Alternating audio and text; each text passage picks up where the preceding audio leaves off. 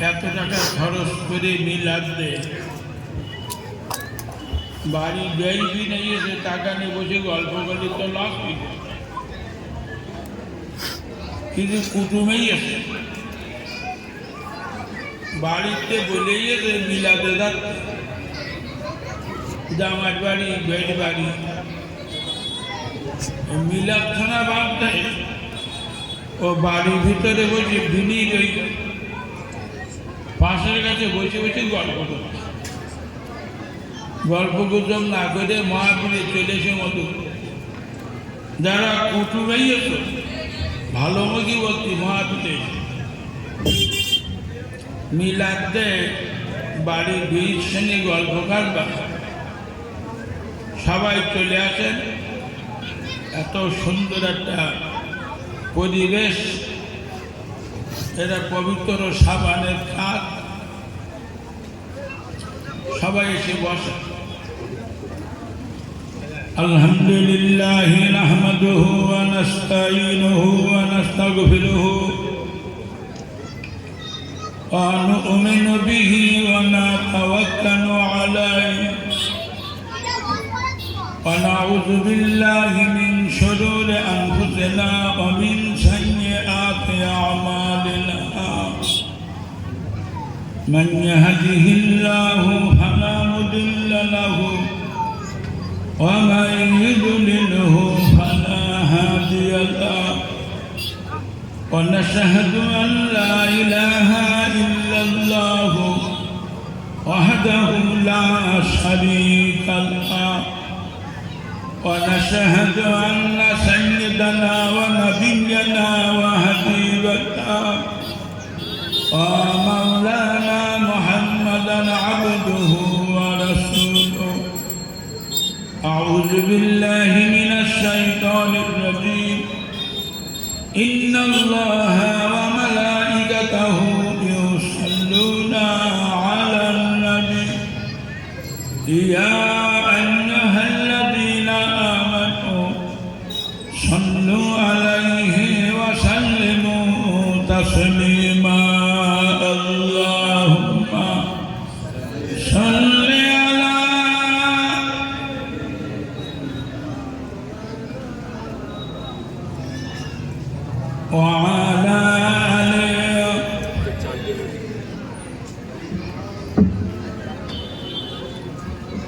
সবাই একটু মহাব্বতের সঙ্গে বলেন বালাগাল উলা বিকামালিহি কাশাফাত দুজা বিজামালিহি হাসনাত জামিয়া খিসালিহি। मशरे के हुब्बे मोहम्मद मतलए दीवाने का मतलए खुर्शीदे प्रकाश सीनाए सौदाने मा बलगल उला बिकमालिही कशफत दुजा बिजमालिही हसनत जमिया।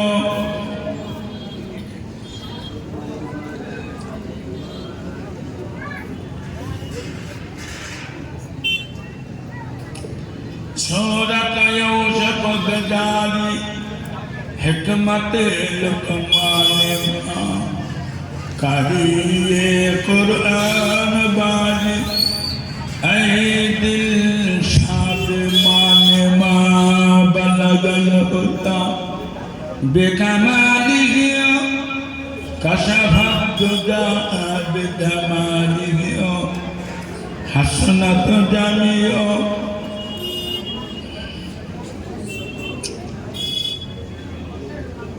বলিয়েছেন তবে মিছি কিছু একদিকে বলা এসাস নেই, আবার কিছু কিছু হুজুরা বলে বালাগালুলা বেকামালি কোনো কেতাবে নেই। কেতাবটার নাম গুলিস্তান, আমরা মাদ্রাসায় পড়েছি। লেখক হল জগৎ বরণ আলেম আল্লামা শেখ সাবি রহমাতুল্লাহ লেখা ওই কিতাবে লিখেছে এই বালাগালুলা বেকামালিহি পড়লি সে জায়গায় আল্লাহর খাস রহমত নাজিল হয়। একটু মন খুলে পড়েন বালাগালুলা বেকামালিহি কাশাফাত দুজা বেজামালিহি হাসনাত জামিউ খিসালিহি। জনাব সভাপতি, সম্মানীয় উলামায়ে কেরাম, হুফাজে কেরাম, হুজ্জাজে কেরাম, উপস্থিত ইমানদার ভাই বাবাজিরা, স্নেহের গতিরা, দোয়া করবেন আল্লাহ পাক যাতে দিনের পথে বানান। পবিত্র শাবান চাঁদে পবিত্র মজলিস আল্লাহ পাক আমাদেরকে বসার সুযোগ দিয়েছেন। দরবারে ইলাহিতে শুকরিয়া আদায় করি, তো মহাব্বতের সঙ্গে বলি আলহামদুলিল্লাহ। তারই বাদে তারি হাবিব জগৎ শ্রেষ্ঠ নিয়ামত সাইয়্যিদানা নবী মুহাম্মদ রাসূলুল্লাহ মহাব্বতের সঙ্গে বলি সাল্লাল্লাহু আলাইহি ওয়াসাল্লাম। হুজুরের প্রতি হাজার হাজার দরুদ সালাম। এত সময় ধরে কিছু দিনের কথা শুনেছেন, আমার পরে আরো ওলামা হুজুরা আছেন, বিশেষ করে ফুরফুরা দরবার শরীফ থেকে পীর দাদা হুজুর কেবলা আসবেন, নসিহত করবেন।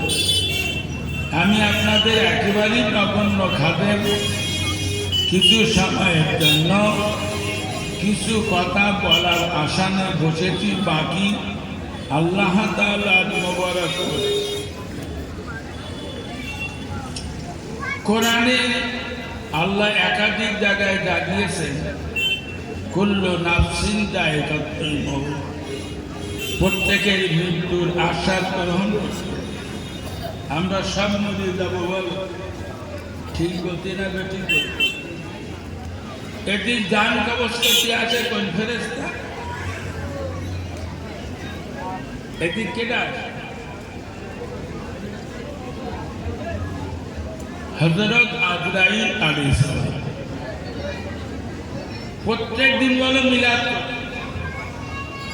প্রত্যেক দিন 2-3টে করে মাছ।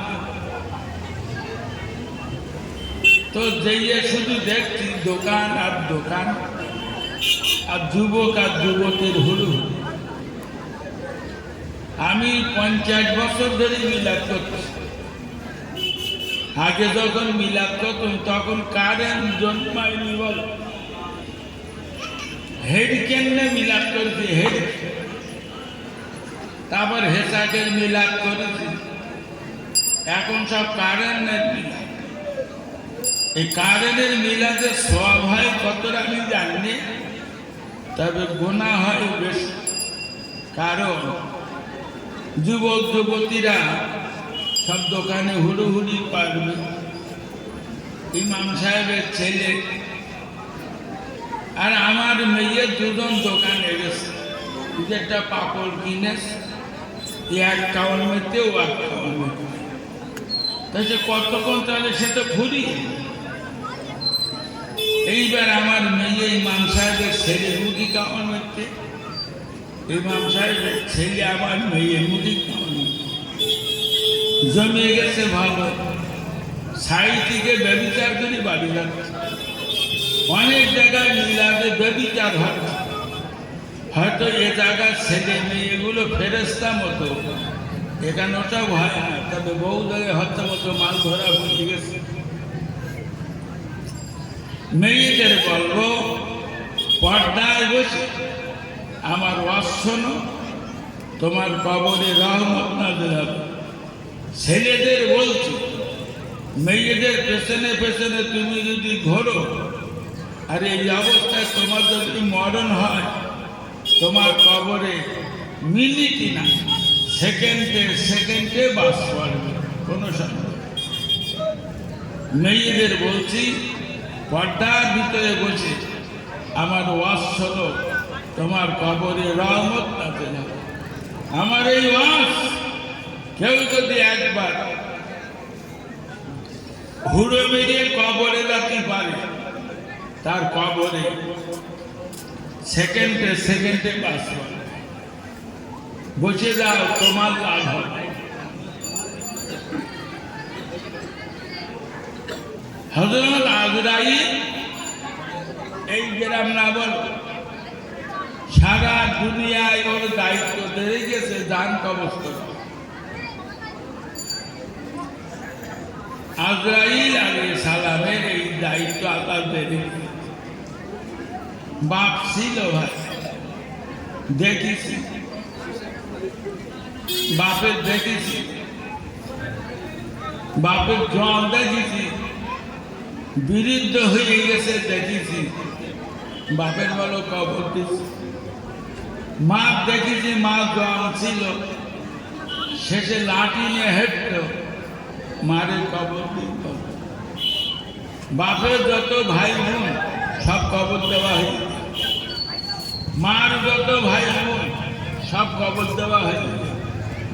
এখানে তো দাদা দাদির গল্প আছে না, সে তো অনেক আগে মরে গেল না। একটু বলবেন এবার, আমাদের পালা না, আমরা সব আমাদের সব ছেলে মেয়ে হয়েছে, সব মরে যাবে বলো। ছেলেদের মেয়েদের সব বাচ্চা কাচ্চা হয়ে সব মরে যাবে, একটাও বাঁচবে। বিরাট মায়ার জিনিস বাচ্চা কাচ্চা, নাতি পোতা সব মরে যাবে। আমার আল্লাহ পাক আজরাইল আলাইহিস সালামকে জিজ্ঞেস করবেন, হে আজরাইল, জান কবজ করতে বাকি কার কার? আজরাইল বলবেন, আল্লাহ, পৃথিবী জমিনের একটা মানুষ নাই, সব বড় জান কবজ করা হয়ে গেছে। তামাম পৃথিবীর জমিটা আল্লাহ হাজার হাজার কোটি যে সকলের বলে আমি দান কবজ করেছি আপনার হুকুম মতো। কত হাজার কোটি ফেরেশতা কেউ জানে তা, আল্লাহ সব দান কবজ করেছে। এখন আমার সামনে দেখতে পাই আপনার ওই আরশ বহনকারী একজন ফেরেশতা জিবরাইল, মিকাইল, ইসরাফিল আর ইবলিস শয়তান বেঁচে আছে। আল্লাহ পাক বলবে, হে আজরাইল, সারা দুনিয়ার যে মানুষের মৌতি যে কষ্ট, ইবলিসের বুকে চাপিয়ে ওর মরণটা করো।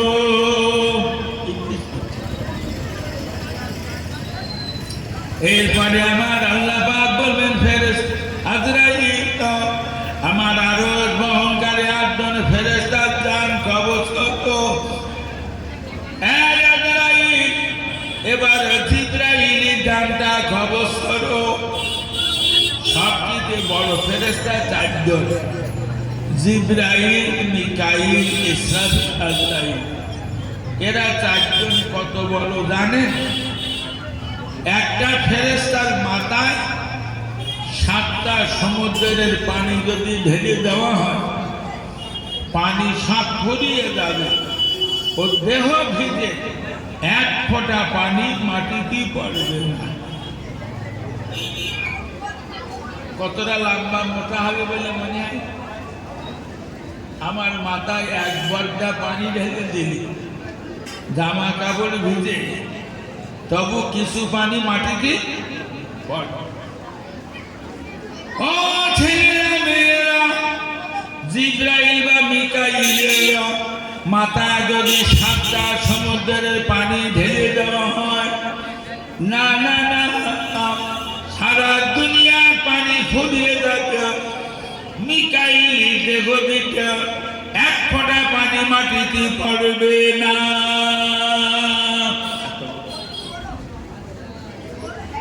তামাম দুনিয়ায় লক্ষ লক্ষ নদী এসেছে, আমার আল্লাহ বললেন আজ ইব্রাহিম আল্লাহর পক্ষ থেকে খবর দিল জিব্রাইল নিয়ে গেছে নবীদের কাছে নবীদের খবরগুলো আল্লাহর কাছে নিয়ে গেছে আল্লাহ বললেন আজরাইল জিব্রাইল জানটা কবজ করতো সারা দুনিয়ায় মেঘিনে ঘুরে পানি খায় ওই ফেরেশতাটার নাম হযরত মিকাইল আলাইহিস সালাম আল্লাহ বললেন মিকাইল জানটা কবজ করো মিকাইল আল্লাহ বললেন আজরাইল এবার ইসরাফিল জানটা কবজ করো আর কেউ আসে না বলবে আল্লাহ বলবেন আজরাইল তোমার জানটাকে দিয়ে দাও আজরাইল বলছে ও ছেলেরা আল্লাহ পাক আজরাইল জানটা যখন নিয়ে যেত তামাম পৃথিবী নিস্তব্ধ হয়ে যেত আজরাইলের ইন্তেকালে 40 বছর পর আল্লাহ পাক আওয়াজ দেবেন মালিকাল মুলক এ রাজত্ব কার পৃথিবীতে কেউ না কোন জবাব আসবে না আল্লাহ নিজে জবাব দেন লিল্লাহিল ওয়াহিদুল কাহার এসব রাজত্ব আমার আজরাইলের ইন্তেকালে 40 বছর পরে আল্লাহ সর্বপ্রথম জিব্রাইল ফেরেশতা জান ফিরিয়ে দেয় যাও জিব্রাইল প্রথমে দেখাও আমার নবীকে কবর থেকে উঠাও হযরত জিব্রাইল আলাইহিস সালাম রাসূলুল্লাহর মাথা চিনতে পারবে না কারণ তামাম পৃথিবী জমিনটা জিব্রাইল সমতল দেখবে বড় বড় বড় বড় সাগর জিব্রাইল খুঁজে পাবে না ভারত কোনটা চীন কোনটা জাপান কোনটা না না না মক্কা মদিনা কোনটা চেনা যাবে না জিব্রাইল আল্লাহ বলবেন পরম আমার নবীকে কবর থেকে উঠাও জিব্রাইল বলবে নবী কোথায় শুয়ে আছে বলিল না আমি তো এতদিন জানতো নবী মাজার মসজিদ নববী মদিনা ছিল সে তো চিনতে পারছে তামাম পৃথিবীর মসজিদ আর মাদ্রাসাগুলো আল্লাহ পাক তার কুদরতি ক্ষমতায় নানা পৃথিবীরা কিনারায় জমা রাখত আর তামাম পৃথিবীরা সমতল করে দেখত কোন জায়গা নাই উঁচু নিচু জায়গা পাওয়া যাবে না বড় বড় পাহাড় দেখেছেন পাহাড়গুলোকে আল্লাহ তুলোর মতো নড়িয়ে দিত 50 তলা 100 তলা বিল্ডিং গুলো আল্লাহ ধুলোর সঙ্গে মিশিয়ে দেবে একটা ইটির কোনা একটা ছোট পাথরের কুচি কিয়ামতের দিন পাওয়া যাবে না আমার আল্লাহ পাক বলবে যে জমিন দিয়ে আতরের ঘেরান বার হয় যে জমিন দিয়ে নূর চমকে চমকে আমার আরশের দিকে আসে ওই জায়গায় আমার হাবিব ঘুমিয়ে আছেন রাসূলুল্লাহ আযাব চিনতে পারে ও ছেলেরা বড় পীর মাজারটা খাজা হুজুরি মাজারটা ফুরফুরার পীরের মাজারটা বচিরা হুজুরির মাজারটা কিয়ামতের দিন চেনা যাবে না আল্লাহ পাক ধুলোর সঙ্গে মিশিয়ে দেবে সব ধুলির সাথে তবে যারা মজবুত করে বাড়ি করেছে একতলা বাড়িগুলো বেঁচে থাকবে তাই না ভাই হ্যাঁ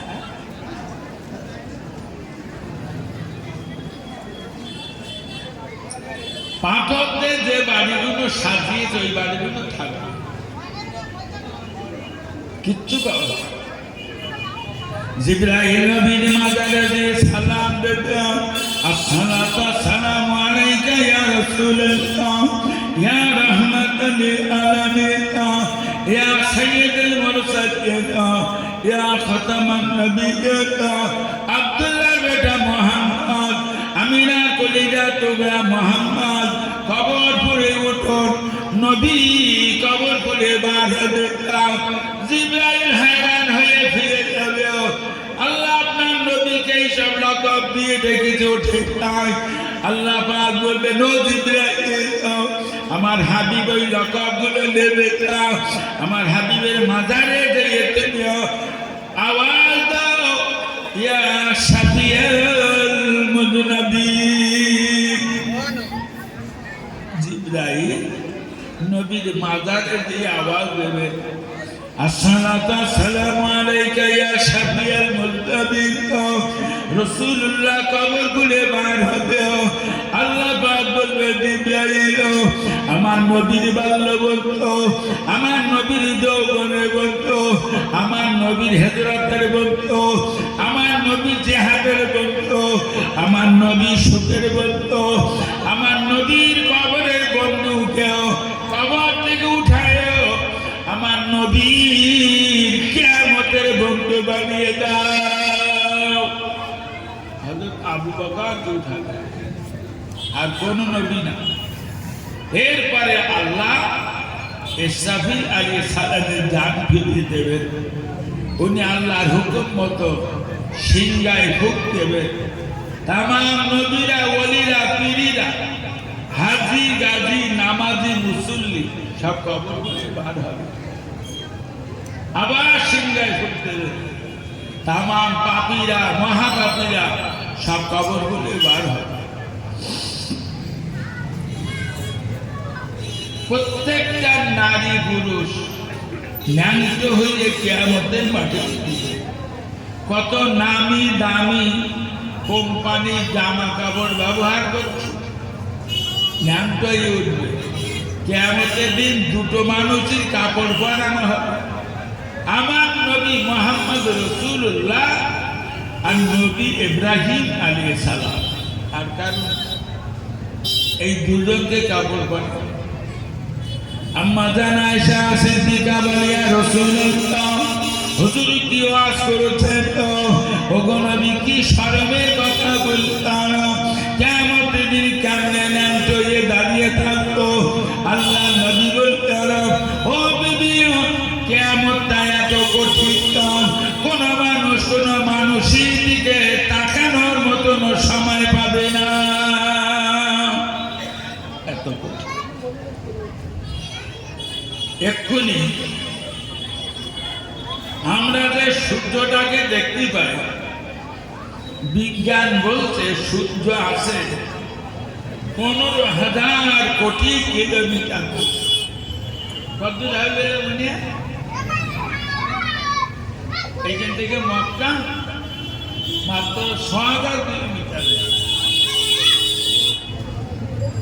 সূর্য আছে 15,000 কোটি কিলোমিটার নবী বলছে সূর্যের সাতটা 70,000 ফেরেশতা অনবরত পানি ঢালছে ও ছেলেরা মেয়েরা ভৌগোলিকরা ভূগোল বইতে লিখেছে পৃথিবী যদি 70 ভাগ পানি আর 30 ভাগ মাটিও আমরা যে জায়গাটায় বাস করি এটা হলো 30 ভাগ জায়গা আমাদের চতুর্দিকে পানি আছে 70 ভাগ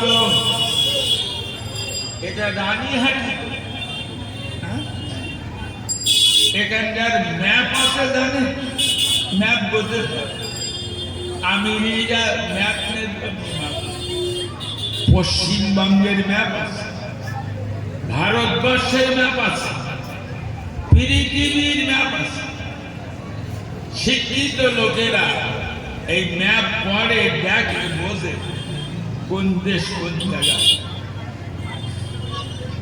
পৃথিবীর ম্যাপটা দেখবে তামাম পৃথিবীটা পানির উপর 30 ভাগ একটুখানি একটা পৃথিবী আমরা বাস করি আমরা যে জায়গায় বাস করি এতে আবার কোটি কোটি গাছপালা সূর্যের তাপ বহন করে কোটি কোটি গাছপালা, সূর্যের তাপ বহন করেও 70টা সাগরের পানি, নদীর পানি, নানা মুসলমান সূর্যের সামনে 70,000 ফেরেশতা পানি দেয়। তাই এই চৈত্র মাসে বেলা 1টার দিকে যায় রোদের তাপ, একতলা ছাদে বেলা 1টার সময় বসা যায় না, শোয়া যায়? বলতে পারে বসা যায় না, এত আল্লাহ নবী বলতেন কিয়ামতের দিন সূর্যটা হাজার হাজার মাইল দূরে থাকবে, 15,000 কোটি না 15 মাইল না। নবী বললেন মানুষের মাথা ছাড়া সূর্যটা 1 মাইল কাছে দাঁড়াবে, সূর্যের তাপে তারা পৃথিবী জমিনটা টকবক টকবক করে ফুটে এ জমিন তামা হয়ে যাবে। ওই গরম তামার উপরে আমাদের সকলের থাকতে হবে। কিয়ামত বড় তামাম নবীদের জন্য, ওলিদের জন্য, তামাম নামাজি মুসল্লির জন্য, তামাম মাশরিক কাফেরের জন্য কিয়ামত। কিয়ামতের মাঠে কারো থাকতে হবে 5 ওয়াক্ত নামাজ পড়তে যতটা সময় এতটা সময়। কিয়ামতের মাঠে কারো থাকতে হবে 50 বছর। কিয়ামতের মাঠে কারো থাকতে হবে 500 বছর। কিয়ামতের মাঠে থাকতে হবে কারো 50,000 বছর। কম বেশি হবে কেন? ঈমান আমল যেমন কিয়ামত হবে। ঈমান আমল ভালো, 5 ওয়াক্ত নামাজ পড়তে যতটা সময় এর ভেতরে কিয়ামত হবে। ঈমান আমল একটু খারাপ, 50 বছর কিয়ামতের মাঠে থাকতে হবে। ঈমান আমল খুব খারাপ, 500 বছর থাকতে হবে। ঈমান আমল চূড়ান্ত খারাপ, 50,000 বছর থাকতে হবে। 50,000 বছর। কিয়ামতের মাঠে একটা ছায়া পাওয়া যাবে, ওই ছায়াটার নাম হলো আল্লাহর আরশের ছায়া। ওই ছায়ায় জায়গা পাবে ওই নারী পুরুষগুলো, যে নারী পুরুষগুলো আল্লাহকে নবীকে খুশি করে কবরে গেছে, বাকিরা কোন মানুষের মাথার ঘেনুগুলো টকবক টকবক করে ফুটে, চোখ দিয়ে কান দিয়ে নাক দিয়ে বার হতে থাকবে। এর নাম বর্তমান সময়ে বেশিরভাগ মানুষ কিয়ামতের ভয় করছে না, শুধু বলছে পরে যাই হবে, এখন দা করার প্রয়োজন। কি করবা? একটুখানি কি ভেবেছেন আজরাইল বলতে মরে যাবে? বছরে প্রচুর ইনকাম, তাই বছর বছর 25 লাখ টাকা সোনা কিনে কিনে ঘরে পাথর বসাচ্ছে, ওই পাথরের নিচে সব বসিয়ে রাখিস। আর নাতি পোতাদের বলে দিছি, কোনদিন যদি অভাব দেখা দেয় একটা পাথর উঁচু করলেই পাল্টিয়ে যাবে, সোনা করলেই দেব। আজরাইল বলতে মানুষ টাকা ব্যাংকে রাখছে না, টাকা সব বাড়ি, বড় বড় বাক্স ভর্তি টাকা। ওই কোটার নেতার ধর্মী গেল শুনিলেন, বাক্স বাক্স টাকা পেয়ে সব লরিত করে মোদি বাড়ি নিয়ে চলে গেল, 1 টাকাও দেয়নি বলো। আরো সব জেলে, বহু নেতা জেলে নিয়ে বলে এখন ও ছেলেরা মেয়েরা কিয়ামতের ভয় করতো তো না না না, কঠিন কিয়ামতের দিন।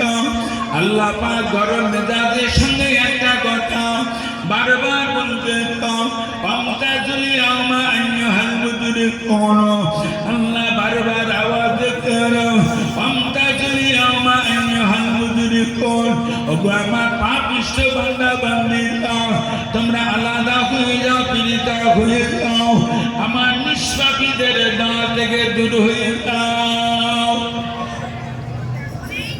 কিয়ামতের দিন দল হবে দুটো একটা পাপীর দল একটা নিষ্পাপীর দল আর কোন দলবাজি দল কারো যদি জিজ্ঞেস করি কোন দলে আছে কেউ হয়তো বলবেন মমতার দলে কেউ হয়তো বলবেন সোনিয়া গান্ধীর দলে আর আলেমদের তো এখন দলের কোনো কিনারা নেই আলেম হুজুরির দল তসবিহে বসে গুনলি তসবি ফুরিয়ে যাবে এখন দল কিন্তু কিয়ামতের মাঠে দল হবে দুটো একটা পাপীর দল একটা নিষ্পাপী আচ্ছা এখান যারা বসে আছে কম বোঝেন কেনা হাত তুলবেন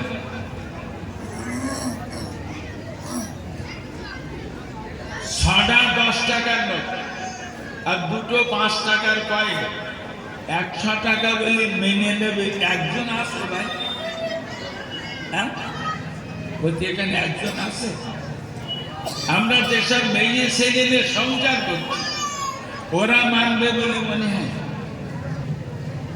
ওরা আগে 500 টাকা পাচ্ছ এখন কত করতে দেখি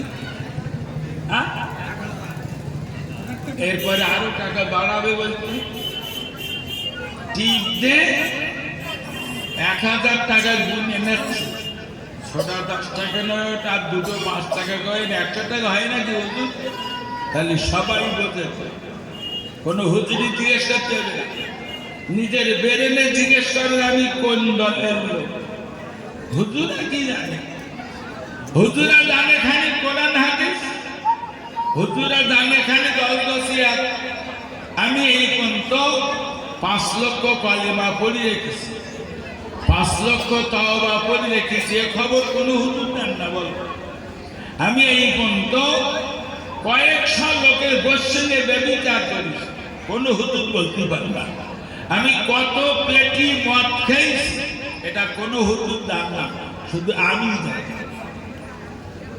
বেরেনে জিজ্ঞেস করো আমি কোন দলের লোক দল হবে দুটো একটা পাপীর দল একটা নিষ্পাপী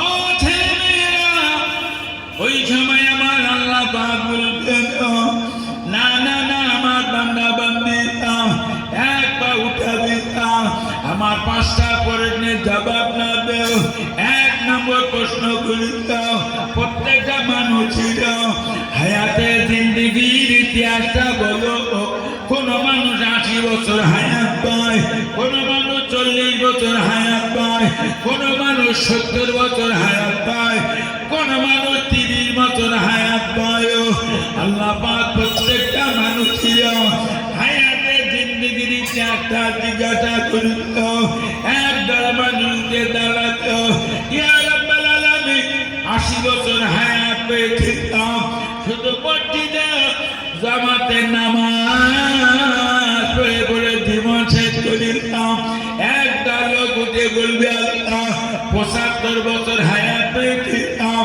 শুধু মসজিদে আযান দিয়ে দিও জীবনটা শেষ করিলাম একদল মানুষ উঠে বলতো আল্লাহ 70 বছর হায়াত পেয়েছিলাম শুধু মসজিদে ইমামতি করে করে জীবন শেষ করিলাম একদল মানুষ উঠে বলতো 80 বছর হায়াত পেয়েছিলাম সর্বক্ষণ পাপের দায়িত্বায় মেলা ঘাটে আল্লাহ বেবিচারের আড্ডায় মদের আড্ডায় নোংরা জায়গায় জীবনটা শেষ করিলাম ওখান কোনো লুকোচুরি থাকবে না বল সব বল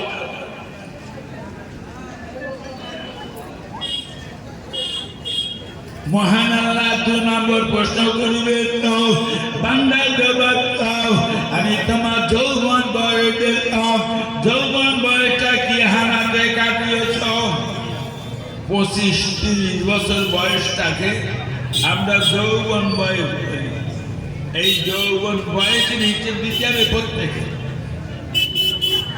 আমরা যেটা দেখতে পাই কারো যৌবন কাটে মাদ্রাসায়, কারো যৌবন কাটে মিলাদ মাহফিলে, কারো যৌবন কাটে মসজিদে, কারো যৌবন কাটে নামাজ পড়ে, কারো যৌবন কাটে রোজা করে, কারো যৌবন কাটে কোরআন তেলাওয়াত, কারো যৌবন কাটে তাসের আড্ডায়, কারো যৌবন কাটে লুডু খেলতে, কারো যৌবন কাটে ক্যারাম বোর্ড খেলতে, কারো যৌবন কাটে লোকের যুবতী বোর্ড কাছে ফোন করে করে যৌবন শেষ হয়ে গেছে।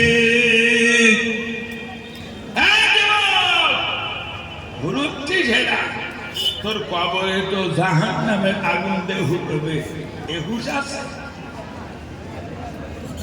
যৌবন বয়সে প্রত্যেকের যার সেই তৈরি হয়। মহান আল্লাহ 3 নম্বর প্রশ্ন করিত, বান্দা জবাব দাও, জীবনে রোজগার করেছিল, কিভাবে রোজগার করেছো, রোজগারের টাকার হিসাব দাও। আমরা যেটা দেখতে পাই, কোন মানুষ জন কেটে রোজগার করত, কোন মানুষ ভ্যান চালিয়ে রোজগার করত, কোন মানুষ চাষবাস করে রোজগার করত, কোন মানুষ ব্যবসা করে রোজগার করত, কোন মানুষ চাকরি করে রোজগার করত, কোন মানুষ রাস্তায় ছিনতাই করে রোজগার করত। রোজগারের টাকার হয়তো আপনি ভেবেছেন আমি কামাই ধরেছি, তুই কি কামাই ধরেছি? টাকা দিতে প্রত্যেকটা মানুষের কাছে আসলাম, 4 নম্বর প্রশ্ন করবে, বান্দা বান্দি জবাব দাও, টাকা কোন পথে কত খরচ করেছ?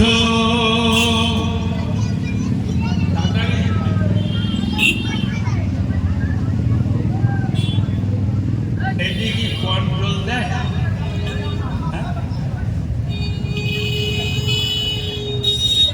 কন্ট্রোলে সাহায্যটা দেয় না, পয়সা দেয়।